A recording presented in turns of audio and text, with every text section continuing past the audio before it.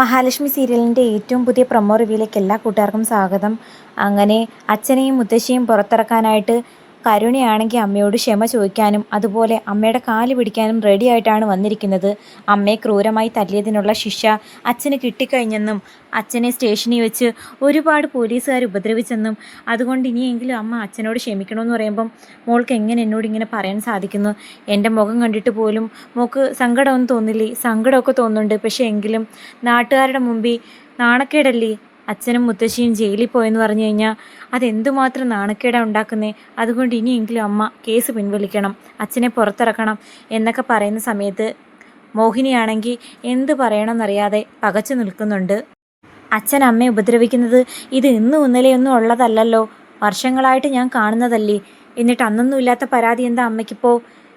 എന്തായാലും അമ്മ ഈ കേസ് പിൻവലിക്കണം, അല്ലെങ്കിൽ ഞാൻ ഒരിക്കലും അമ്മയോട് ഇനി മിണ്ടുകയോ കാണാൻ വരികയോ ചെയ്യില്ലെന്ന് പറയുന്ന സമയത്ത് എന്നെ സ്നേഹിക്കുന്നവരാരും കേസ് പിൻവലിക്കാൻ എന്നോട് പറയില്ല.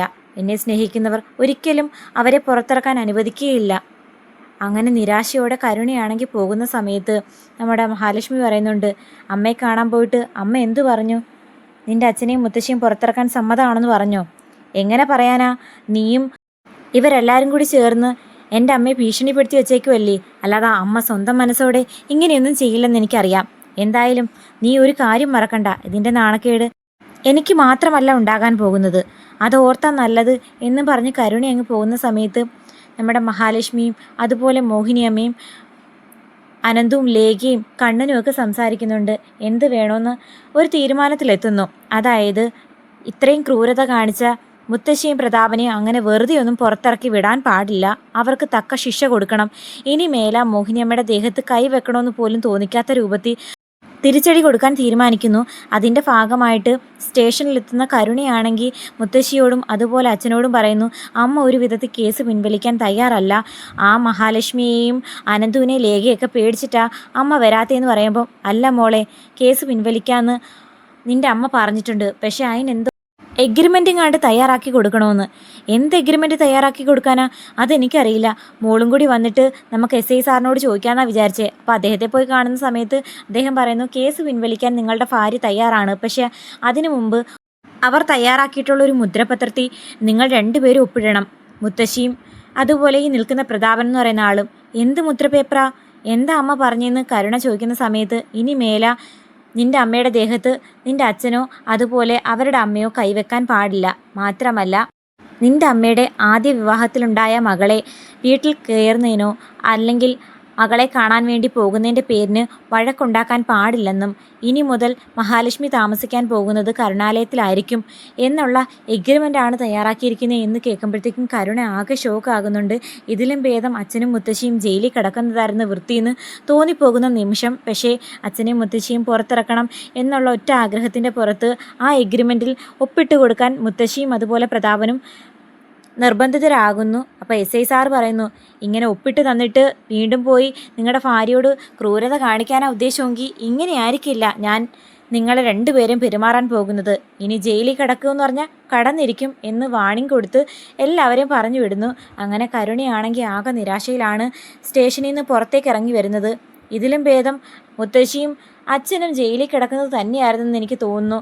ഇനി നമ്മുടെ വീട്ടിലേക്ക് അവൾ ഏത് നിമിഷവും കയറി വരുമല്ലോ. മാത്രമല്ല ഇനി അമ്മയുടെ ദേഹത്തും കാണാൻ കൈവച്ച് കഴിഞ്ഞാൽ ഉണ്ടാകുന്ന ഭവിഷ്യത്ത് എന്താണെന്ന് അറിയാമല്ലോ, രണ്ടാൾക്കും അറിയാം മോളെ. എന്തായാലും ഇതിനെല്ലാം കൂടിയുള്ളൊരു തിരിച്ചടി ഞാൻ കൊടുത്തിരിക്കുമെന്ന് പറയുമ്പോൾ കരുണ ചോദിക്കുന്നുണ്ട്, അച്ഛന് നാണമില്ലേ? ഇത് എത്രാമത്തെ തവണയാ ശത്രുക്കൾക്ക് തിരിച്ചടി കൊടുക്കുമെന്ന് പറഞ്ഞത്? ഇപ്പം മഹാലക്ഷ്മി വഴി പിഴച്ചവളായതുകൊണ്ട് കണ്ണൻ്റെ ജീവിതത്തിൽ നിന്ന് അവളെ ഒഴിവാക്കാൻ പറ്റി, അല്ലാതെ അച്ഛൻ എന്തൊക്കെയോ ചെയ്യുമെന്ന് പറഞ്ഞിട്ട് എന്തെങ്കിലും നടന്നിരുന്നോ? അത് പിന്നെ ഞാൻ മാത്രമല്ലല്ലോ, ആ മേഘനും എന്തൊക്കെയോ കണ്ണനെയും മഹാലക്ഷ്മിയും ചെയ്യുമെന്ന് പലതവണ പറഞ്ഞിട്ട് അതൊന്നും നടന്നിട്ടില്ലല്ലോ. നിൻ്റെ ഭർത്താവ് പോലും കണ്ണനെ വകവരുത്താൻ ശ്രമിച്ചിട്ട് നടന്നില്ലല്ലോ എന്ന് പറയുമ്പോൾ ഇനി അതൊന്നും പറഞ്ഞിട്ടൊരു കാര്യമില്ല. തൽക്കാലം ഈ പ്രശ്നങ്ങളൊന്നും ശാന്തമാകുന്നത് വരെ അമ്മയോ അല്ലെങ്കിൽ മഹാലക്ഷ്മിയോ വഴക്ക് പറയാനോ ഞോണ്ടാനോ ഒന്നും പോണ്ടെന്ന് നമ്മുടെ കരുണ പറഞ്ഞിട്ട് പോകുന്നുണ്ട്. അതേസമയം മുത്തശ്ശിയും പ്രതാപനും തീരെ അവശരായി വീട്ടിലേക്ക് വരുന്നു. ആ സമയത്ത് വീട്ടിലെത്തുന്നതിന് മുമ്പിട്ട് തന്നെ നമ്മുടെ മോഹിനിയമ്മയാണെങ്കിൽ കരുണാലയത്തിൽ വന്നിരിക്കുന്നു. അങ്ങനെ മോഹിനിയെ കണ്ടതും മുത്തശ്ശിയും പ്രതാപനും ആകെ വിളറി വെളുത്തു നിൽക്കുന്നു. അപ്പോൾ പ്രതാപൻ പറയുന്നു, നീ വിജയിച്ചെന്ന് നീ അഹങ്കരിക്കുകയൊന്നും വേണ്ടടി. എന്തായാലും നീ എന്നെ നാണം കെടുത്താൻ വേണ്ടിയിട്ട് കേസ് കൊടുത്തല്ലേ? ആ കൊടുത്തു. ഇപ്പം കേസ് കൊടുത്തതേ ഉള്ളൂ. നാളെ നിങ്ങളെ ജയിലിലിടാനും ഞാൻ മടിക്കില്ല എന്ന് പറയുന്ന സമയത്ത് മുത്തശ്ശിയാണെങ്കിൽ സ്റ്റേഷനിൽ നിന്ന് കിട്ടിയ ആ അപമാനവും കുത്തുവാക്കുകളും നല്ല ഓർമ്മയുണ്ടായതുകൊണ്ട് പ്രതാപനെ വിലക്കുന്നുണ്ട്. എടാ പ്രതാപ, നീ അവളെ ഒന്നും പറയാൻ പോണ്ട.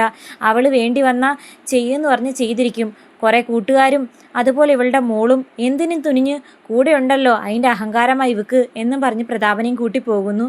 അങ്ങനെ എല്ലാ അർത്ഥത്തിലും പരാജയപ്പെട്ട് വന്ന് നിൽക്കുന്ന മുത്തശ്ശിയുടെയും പ്രതാപൻ്റെ മുമ്പിൽ ജയിച്ച രൂപത്തിൽ നിൽക്കുന്ന മോഹിനിയും കാണിച്ചുകൊണ്ടാണ് എപ്പിസോഡ് അവസാനിക്കുന്നത്. കാത്തിരിക്കാൻ എന്താകുമെന്ന്.